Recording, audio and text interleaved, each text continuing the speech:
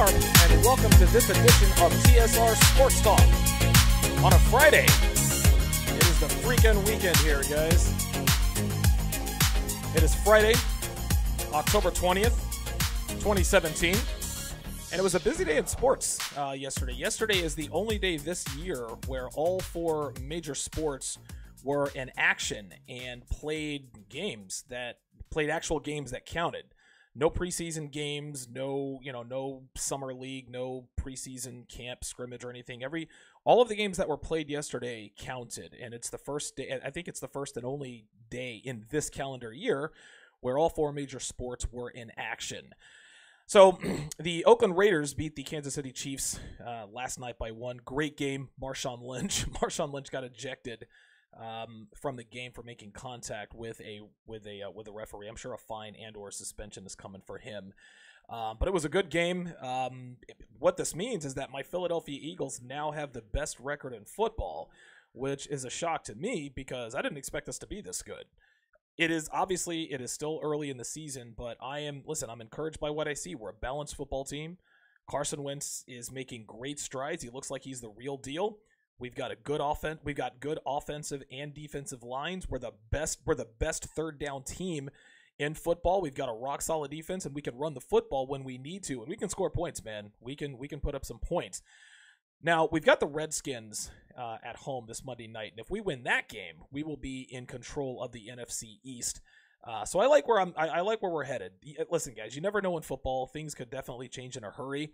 You think about it like this. The Chiefs were undefeated on Saturday night, but now 5 days later, they've lost as many games as the Miami Dolphins. They've lost 2 games in 5 days. And of course, any team is just one injury away from ending their season, just as the Green Bay Packers. So again, I'm encouraged by what I see, and at this point, I am cautiously optimistic about my Philadelphia Eagles. The LA Dodgers are back in the World Series for the first time since 1988. They absolutely spanked the Cubs last night in Wrigley Field. They won that series 4-1. Enrique Hernandez was out of his mind yesterday. He hit 3 home runs, drove in 7 runs. I hope they play the Yankees in the World Series because that would be much better TV. But they've got to beat the Astros in Houston either tonight or tomorrow night, so we'll see what happens there. My Flyers lost to the Nashville Predators last night at home, which was a bummer. We'd won 2 straight before then, but Nashville's got a legit team, man. They were in the Stanley Cup Finals last year against the Pittsburgh Penguins, so they're a good team. So, I won't take that loss too badly. At this point, we're 4-3. It's still very early in the season. We've got 75 games to go, so we'll see if the Flyers can make the playoffs this season. But let's go ahead and get to what I want to talk about here. And that is the LeBron versus MJ debate. Any sports fan knows that there's always a raging debate on the greatest players of all time in any sport. Is it Tom Brady or Joe Montana? Is it Michael Jordan or LeBron? Is it Cristiano Ronaldo or Lionel Messi? Or is it Pele? The lists go on and on and on. And, they are fun topics to debate, especially when people tend to know their shit and they can go back and forth, because a lot of times, what other perspectives can change your own. But there's some people out there, and I would actually say most people who call any player the GOAT, it's usually a player they like or a player in their hometown or home city. Every living soul in Boston will probably tell you that Brady's the greatest of all time. And then people in the Bay Area will tell you that it's Montana. Then you have the generational bias, like the people who watched Jordan play his entire career versus sports fans who grew up watching LeBron. And then there are the championship rings people who say, well, Jordan has 6 rings, LeBron has 3, so Jordan's better, or Brady's got 5 Super Bowls, but Montana's only got 4, and so on and so forth. The flaw in the championships argument is that if we went by that alone, then Bill Russell would be the GOAT, because he's got 11 to Jordan's 6. Robert Horry also has 7 rings compared to MJ's 6, and clearly Horry's never been considered one of the greatest players of all time. Where this debate really, or where certain debates really get muddled, is when people start talking about stats. Well, player X had more home runs than player Y, so player Y is better. Or so player X is better, or player X had more touchdowns, and so on and so forth. Again, this is a flawed argument, because going back to Jordan, who's, again, considered to be the greatest player in NBA history, He hasn't scored the most points ever, okay? He doesn't have the most assists or the most rebounds. Those records belong to Kareem, Stockton, and Wilt Chamberlain.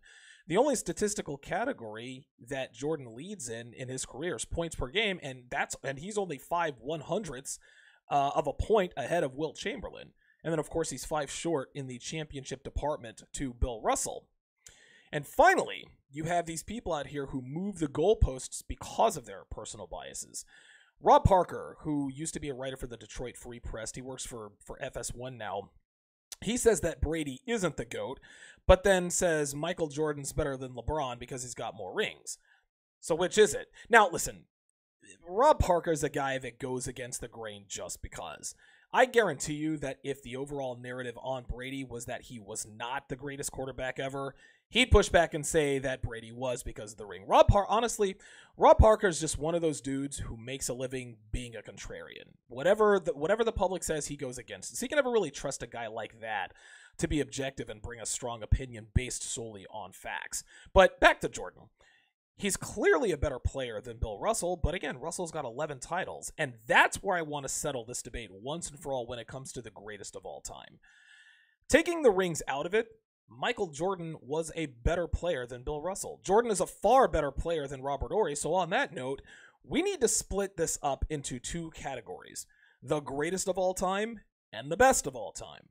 Now, the greatest of all time in my book is the most accomplished, while the best of all time in my book is the most talented. So, for example, Dan Marino is clearly more talented than Tom Brady. Marino's got a better arm. He's got better feet. Marino is actually much more mobile early in his career before his knees went out. But Brady is better in just about every statistical category. So Brady is greater than Marino, but Marino was more talented, so he was a better player in terms of physical talent. Another example is Clayton Kershaw, who is a pitcher for the LA Dodgers. He is one of the best pitchers of all time. Listen, this guy's won almost 150 games. He struck out over 2,000 batters. He has a career ERA of 2.36, which is absolutely unheard of in this day and age. And he's won 3 Cy Young Awards, and he's not even 30 yet. But he has not won a World Series, and until this season, he really hasn't performed that well in the postseason. Now, to be fair, most of Kershaw's playoff failures have come at the hands of the St. Louis Cardinals. I think he's 6-3 against all the other teams in the playoffs. I think he's like 0-3 or 0-4 with like a 7 ERA against the Cardinals. Be that as it may, if he wins a World Series or 2, Kershaw will be considered one of the greatest pitchers ever. Right now, he is easily one of the best. They compare him to guys like Pedro Martinez, Sandy Koufax, etc. But when he wins a ring or 2, he'll be considered one of the greatest because he'll have more accomplishments. Now, I'm not going to apply this to baseball or hockey because there are way too many candidates for the GOAT as far as baseball is concerned. Some people say it's Babe Ruth, some say it's Willie Mays, some say Barry Bonds, and then you factor in pitchers, and do they qualify if they're not position players? They're not playing every day. I mean, that conversation to me, that's way too convoluted. In hockey, very few people disagree that Wayne Gretzky is the greatest player ever. So there's no debate there. He is the great one, and there is no debate about that. But the 2 most widely debated GOATs are in basketball and in football. And in football, they talk about the greatest players of all time. But in football, when you talk about the GOAT, you're talking about the greatest quarterback. The quarterback is the most glorified, high-profile position in all of sports. And so when we talk about the GOAT in football, we're talking about quarterbacks. As far as I'm concerned, Tom Brady is the greatest quarterback of all time. And Aaron Rodgers is the best. Brady's got the most regular season wins ever. He's got the most playoff wins ever. He's got the most Super Bowl appearances ever with 7. He's won the most Super Bowls as a quarterback with 5. But Aaron Rodgers is a far better player in terms of talent. And in my book, he is the best to ever play the position. Guys, he's got one of the best arms as far as velocity. He is easily one of the most accurate. He's also one of the best throwers of the football. If you guys watch him play, every pass he throws is a cool tight spiral. He throws a very, very catchable ball. He's also extremely mobile. You guys have seen him scramble around, and he's got the best touchdown to interception ratio in NFL history, which means not only is he throwing the ball down the field with accuracy, he can read defenses. Okay? So nobody's picking him off. Now, He doesn't have Marino's arm, but he's close, and some people might even say he has a better arm than Marino. He's not Michael Vick when he leaves the pocket, but he's a lot better than most. Aaron Rodgers is by far and away the best quarterback to ever play the position, while Brady is easily the greatest. So now we come to LeBron versus MJ. And in my book, this one's simple. LeBron is a better player than Jordan, but Jordan is greater. Jordan's got 6 rings to LeBron's 3. Jordan has far more playoff success. Jordan's won more MVPs. He's won more finals MVPs. But LeBron is a far better player. He's a far better player than Jordan. Especially, listen, if LeBron could score 50 a night if he wanted to, okay? But he doesn't because he concentrates on his overall game. That's just not. LeBron is more magic than Michael, and people want to say, well, Jordan is a better scorer. Okay, Jordan is a better scorer because that's what he wanted. LeBron could score 40, 45 a night if he wanted to, but he doesn't. He could if he wanted to. Let's just keep that in mind. Now, at 18 years old, Jordan was a freshman at North Carolina. LeBron played his first NBA game at 18 years old and scored 25 points, had 9 assists, and I think like 6 or 7 rebounds. LeBron has more rebounds and total assists over his career. And to this point, they've both played 15 seasons. LeBron has a higher career average than Jordan in assists, blocks, rebounds, and field goal percentage. LeBron is a bigger player and much more physically athletic than Jordan. Now, Jordan apologists are usually LeBron haters. Let's just call a spade a spade. If you're a Jordan apologist, you're probably a LeBron hater. And they say things, they make excuses. They say things like, well, LeBron's played since he was 18 and Jordan didn't come into the league until he was 21. So what's LeBron supposed to do? Apologize for being 6'7" at 18 and ready for the NBA? Jordan was cut from his high school team as a sophomore. Everyone knew that LeBron would be the #1 overall pick when he was a sophomore in high school and probably even before then. LeBron haters will also say, well, Jordan retired twice, so that has given LeBron more opportunities. Well, that's on Jordan. Michael chose to do that. And if LeBron chose to retire at 32 to play another sport, guys, he would be fucking eviscerated. LeBron gets enough hate for nothing as it is. Imagine if LeBron did what Jordan did back in '93 and retired from the game of basketball to play soccer or baseball like Jordan did. Not that LeBron isn't eviscerated already.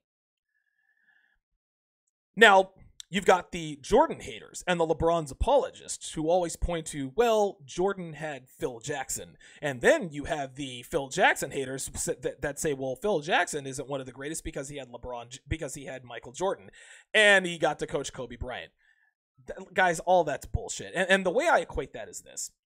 The best team doesn't always win the championship. The best player doesn't always win the game. The best car doesn't always win the race. And I'll give you guys an example. I'll use a driver that everybody knows. If Jeff Gordon were to go outside right now and take my car and race it in the Daytona 500, there's no way he would win. Because my car is obviously not equipped to be on the Daytona Motor Speedway. Now that's an extreme example, but if Jeff Gordon had a crappy, let's say he drove a stock car, right? Just a regular stock car, NASCAR, whatever. If he had the slowest car, if he didn't have the best car, he wouldn't win. I mean, barring unforeseen circumstances like everybody ahead of him crashes out, he's not going to win that race. Let's go vice versa. If you were to put me in the Rainbow 24 and put me on the Daytona Motor Speedway, then I wouldn't win that race because I'd probably crash out a half a lap in. Okay, I've never driven a car 209 miles an hour. All right? The point is that you have to have the driver, a combination of the driver and the car to win the race. A great driver like Jeff Gordon, Jimmy Johnson, Martin Truex Jr., they have to be great drivers. But guess what? They also have to have great equipment to win the race. Those guys, as good a driver as Kyle Busch is, guess what? He wouldn't win the races that he wins if his cars were shitty, if he had a shitty race team. You have to have talent and equipment around you to win titles, to win races. It's the same with Michael Jordan and Phil Jackson. People say, well, Jordan wouldn't have won all those titles without Phil Jackson. And then people say, well, Phil Jackson wouldn't win all those titles without Jordan. Guys, you can't make excuses for one or the other. Jordan is great. Phil Jackson is great. They happen to be on the same team at the same time. That's what made them great. Same with Bill Belichick and Tom Brady. Great coaches need great players and vice versa. Okay? people would say, well, Bill Belichick's not the greatest coach of all time. The only reason why he's won all those Super Bowls is because of Brady. And then people will say, well, Brady's won all the Super Bowls because of Bill Belichick. Guys, Belichick doesn't win anything without Brady, and Brady doesn't win anything without Belichick. If Jordan doesn't have Phil Jackson, and Scottie Pippen in the triangle offense, Jordan maybe wins a title or two, maybe three, scattered about, but he would not have had the success that he had if not for Phil Jackson. Same with Tom Brady. And Tom Brady, man, and not to take anything away from him, the fire burns within him, man. Like, he was drafted 199th overall in the 6th round. He worked his arse off. He really, really did. But he was helped by a great Patriots defense. Then, of course, there was the tuck rule. Remember in the playoff game against the Oakland Raiders in the snow, where he fumbled the football, but they said that his arm wasn't coming forward, so they had the tuck rule. So that was kind of fortunate. All right, not to take anything away from Brady, but yeah, I mean, listen, things have to fall into place, like coaches and players. You can't. Tom Brady's not supposed to apologize that he got Bill Belichick. Bill Belichick's not supposed to apologize that they had the foresight to draft Tom Brady in the 6th round. It just doesn't work that way. Okay, you can't just not like somebody. Nobody can do it on their own. And when you consider LeBron James, I mean, listen, clearly Michael Jordan's had better coaches than LeBron, right? Listen, Michael Jordan only won with Phil Jackson. LeBron James won 2 titles with Eric Spoelstra and 1 with Tyronn Lue. Both guys aren't considered to be either of the greatest coaches of all time, or even talked about. So all you LeBron haters out there who want to say, well, Jordan is the greatest, well, listen, I still think Jordan is the greatest, but you can't take anything away from LeBron. You can't say he's not one of the greatest players ever. He's clearly the best player. You can't say he's not one of the greatest ever because he's won with subpar coaches. Yes, Eric Spoelstra and Tyronn Lue have to know what they're doing. They are far above average coaches, but they're not Phil Jackson. Let's just keep it real here. Back to LeBron versus MJ here. The standard is different for LeBron because he's played in the age of social media. Unlike Michael Jordan, every one of LeBron's possessions, every shot he takes, and every game he plays is a referendum on his greatness. And because of that, no one can ever really have an honest conversation about whether or not he's greater than Jordan. Also, take into account that Jordan was one of the first athletes to transcend sports and become a marketing icon. So that clouds people's judgments. So rather than going back and forth and moving the goalpost and listening to people who clearly have agendas or they have a personal bias one way or the other, I'm going to call it right now. Jordan's the GOAT. LeBron's the boat. Jordan is the greatest player in NBA history, and LeBron is the best player in NBA history. And guys, I don't have a dog in the fight. I'm not from Cleveland. I'm not from Chicago. All right. I watched Michael Jordan when I was a kid. I was heavily influenced by him. I wanted to be like Mike. I saw the Gatorade commercials, the cool McDonald's commercials he did with Larry Bird. I saw all of that. But I'm from Philly. Okay. It doesn't really matter. I don't have an agenda. I don't have a dog in the fight. I'm being as objective as I can be. Jordan's the greatest. LeBron's the best. And a lot of times what you'll also find in sports debates, politics, or anything else is you will find that a person's stance a lot of times is more about the opposition than the stance itself. A lot of people out there who say that Jordan is the greatest of all time, they absolutely hate LeBron. People hate LeBron more than they like Jordan, okay? It's the same thing with people who support Donald Trump, all right?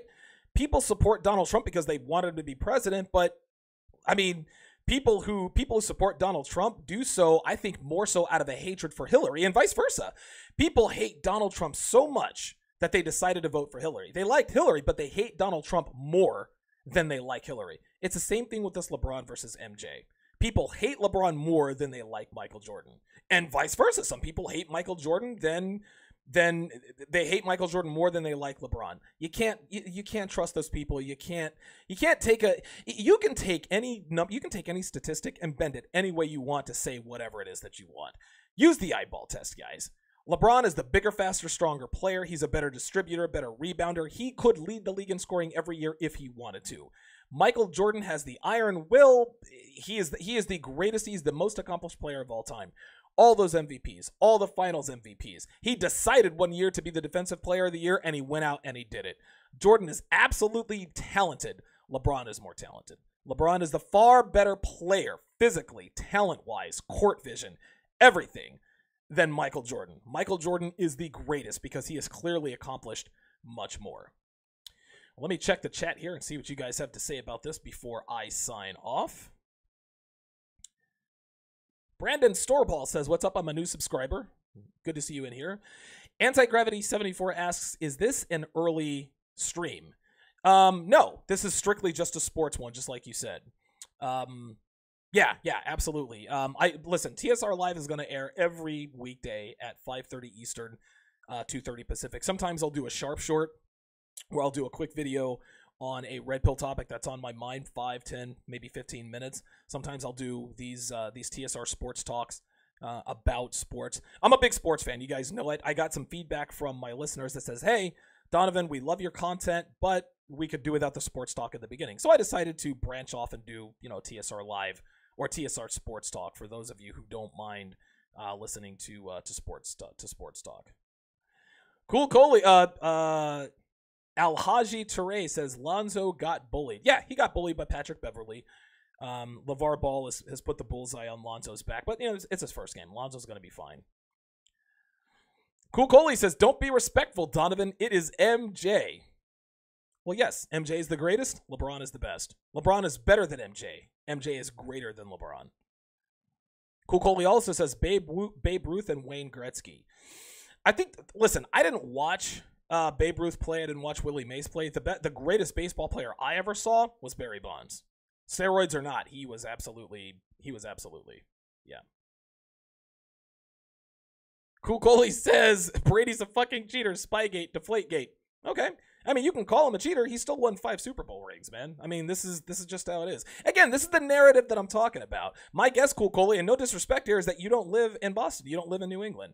Everyone inside of New England, they don't talk about Spygate or Deflategate. They say, well, he didn't need that stuff to win. Whether he did or not doesn't matter. You cannot deny 5 Super Bowl rings and 7 Super Bowl appearances. Say what you want about Spygate or Deflategate. That's going to be part of the, oh, well, yeah, you're from New York. Okay, well, there we go. Well, see, there we go. So, and listen, I'm a Philly sports fan, okay? Like, Philly sports fans, we have an inferiority complex to New York and now Boston because we haven't won shit. So, but, all right, so tune in later this afternoon to TSR Live with Donovan Sharp at 5:30 Eastern, 2:30 Pacific, where I will talk about the 8 most annoying kinds of women that you will meet on the dating scene. That's later today at 5:30 Eastern, 2:30 Pacific. You will not want to miss that. Thanks for watching.